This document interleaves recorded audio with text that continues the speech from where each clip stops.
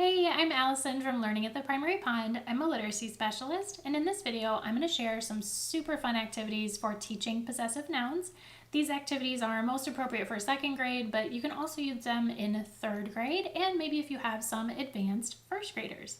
If you haven't subscribed to my channel yet, make sure to hit the subscribe button and the little bell so that you're notified every time I post a brand new video about teaching literacy in K2.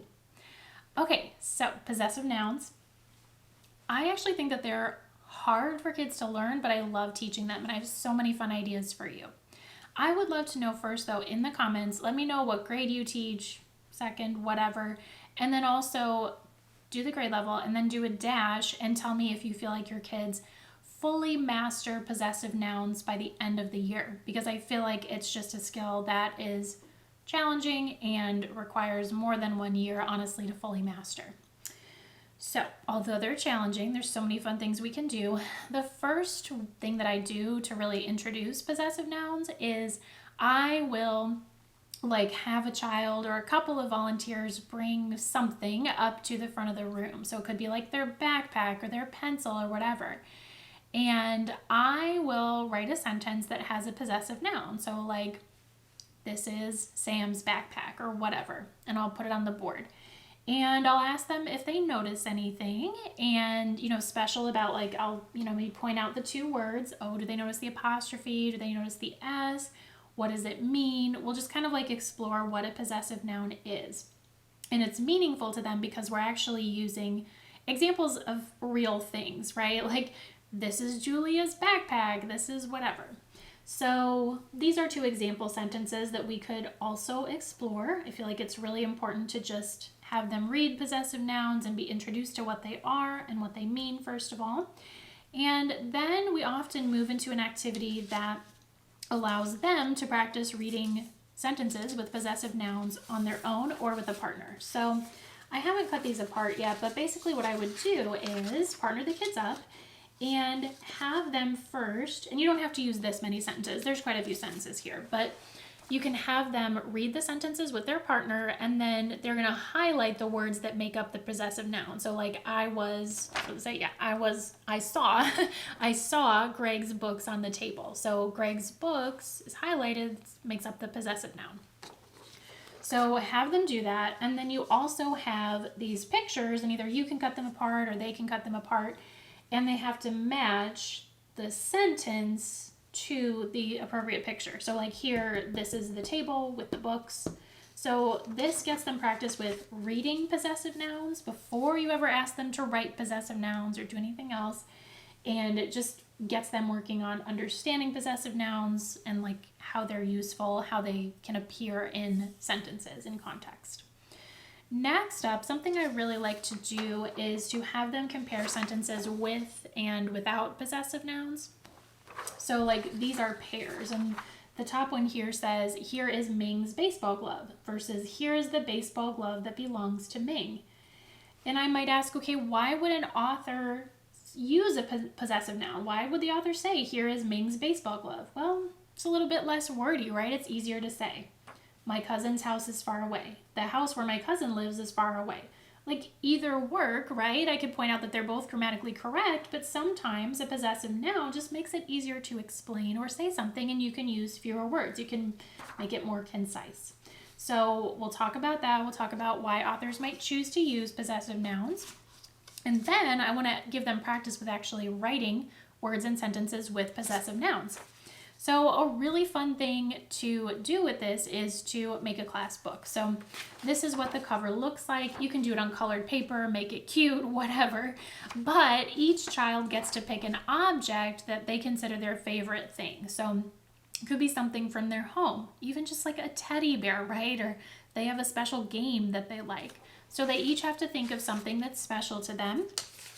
And they each get a piece of paper and they write they actually write about themselves in the third person. So it's this is Mrs. Ryan's photo album or something, right? So they describe what it is. They use their own name, and then, they might write another sentence about it and they draw a picture. So when you're done, you have this whole class book of the kids' favorite things, which is really neat. You, of course, guide them in how to actually write the possessive noun correctly. You give them support with that. But then they all get to, you can put it in the classroom library and they can read through it. They can see each other's favorite things and also get more practice reading possessive nouns. So the nice thing about this activity is that it has them do just really one sentence with a possessive noun, so it's a little bit more doable. I usually have them do some like in-between work, between reading and writing. So like, for example, I don't know, write the possessive noun to show that this is the cat's collar. So they just might write the cat's collar. So you don't necessarily have to start with complete sentences. You could just start with phrases.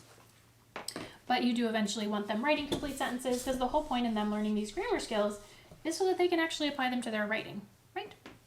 So after they have made this class book, then we can increase the difficulty level a little bit. And this doesn't necessarily have to take place like day after day. You could kind of do this stuff over time. This is a super authentic, fun activity to get them practicing possessive nouns. It just says, so like, I don't know how well you can see it, but this is a giraffe, and then there's like parts of the body labeled, neck, head, legs, whatever. And it just says, write 2 or more sentences to describe this giraffe. Include a possessive noun in each sentence. For example, you might write, the giraffe's tail is long. So they're going to use the giraffe's body parts or anything else that they observe, and they're supposed to write like a little paragraph. Ideally, they would write 3 or 4 sentences, and they need to use some possessive nouns in them. This helps them understand an example of when possessive nouns can be really useful in their writing, like when they're describing something like an animal. So we might do more than one of this. My 2nd grade version of Grammar Alive does have a couple of these so that you can choose or, do it more than once.